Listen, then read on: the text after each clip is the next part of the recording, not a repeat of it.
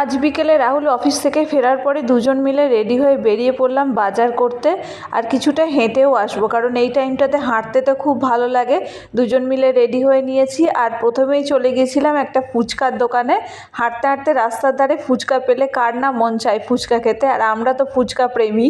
তো প্রথমে ফুচকা খেয়ে নিলাম, তারপরে গেছিলাম মাছ বাজারে। এখানে রাহুল দাঁড়িয়ে মাছ কিনছে, আর আমরা যে রূপচাঁদা মাছ খাই না, আসামের লোকজন কিন্তু সেটা খেতে ভীষণ পছন্দ করে।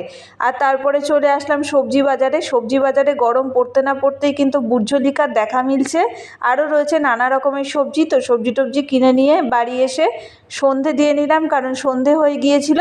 তারপরে রান্না বসিয়ে দিয়েছিলাম, আর মাছের মধ্যে না একটু ডিম ছিল, তো সেটা দিয়ে অল্প দুটো বড়া করে আমি আর রাহুল সন্ধ্যাবেলা টিফিনে খেয়ে নিলাম। আর পটল আলু দিয়ে করলাম মাছের ঝোল। আজকের মিনি ব্লগটা কেমন লাগলো অবশ্যই কমেন্টস করে জানিও। আর এরকম মিনি ব্লগ দেখতে আমার চ্যানেলটাকে সাবস্ক্রাইব করে দিয়ে পাশে থেকো।